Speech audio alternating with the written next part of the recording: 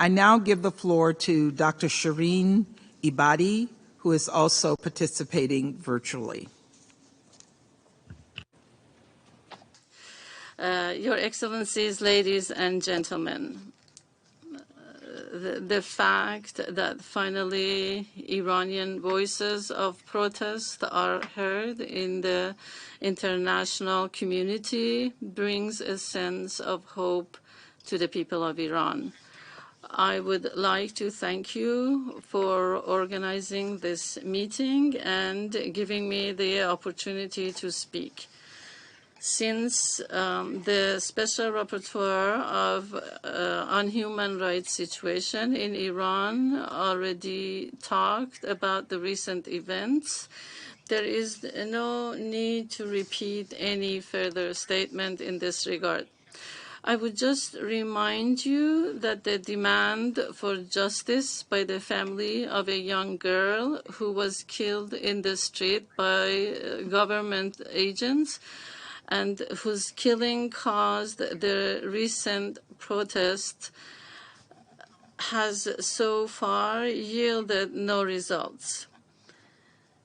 In the meantime, the two journalists who took a photo of that girl in the hospital and published a report on her funeral in some Iranian newspapers are now in prison on the charge of espionage.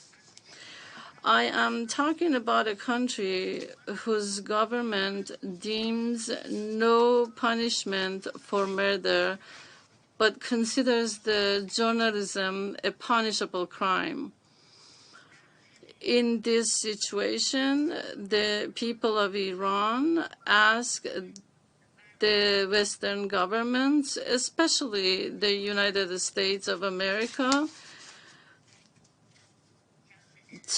to refrain from subscribing any type of agreements that will help the survival of the regime, as the Islamic Republic does not spend the funds for the welfare of the people, but on the contrary, provides and buys more weapons, which in turn will cause more killing in Iran and the region.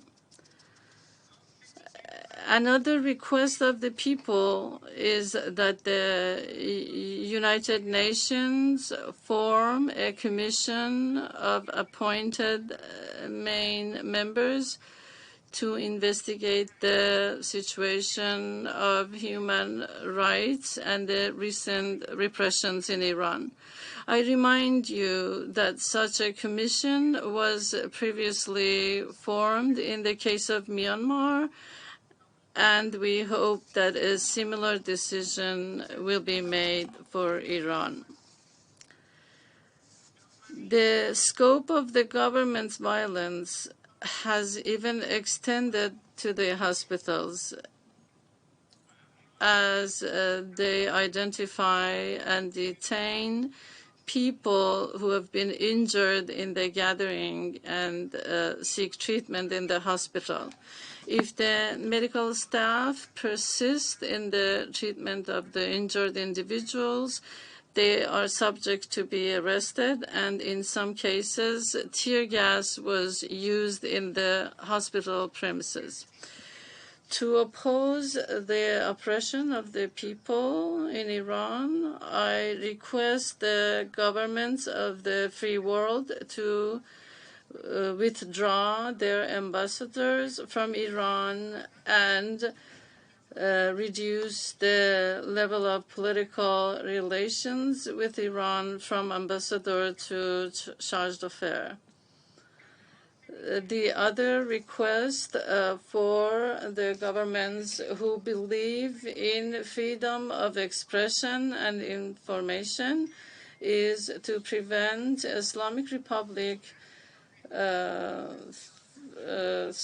like the 2019 that Islamic Republic to cut off the internet and committing a massacre in the absence of media, who butchered 1,500 people in overnight for the overnight gasoline price increase.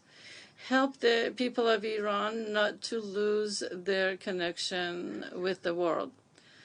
Despite being a signatory to the Human Rights Conventions and currently is a member of the United Nations Commission on the Status of Women, Islamic Republic takes refuge in cultural relativism every time it is accused of violating human rights and justifies its violence with people's religion and culture, while affirming and implementing discriminatory laws against women, religion, ethnic, and gender minorities.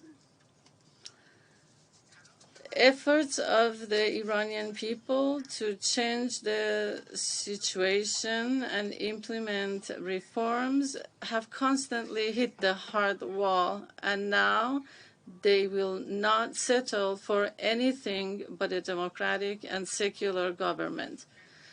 In the recent protests that have been going on incessantly for almost 2 months in more than 100 cities across the country, Iranians are shouting the slogan, "Woman, Life, Freedom."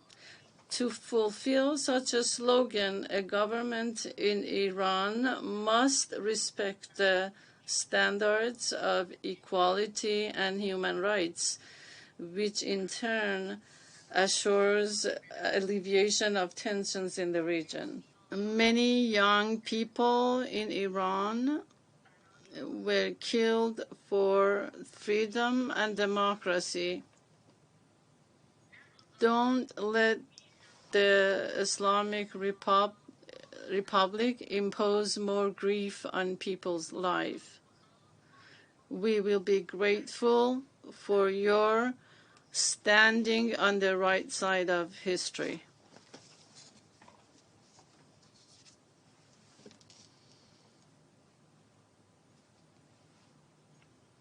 Thank you, Dr. Ebadi.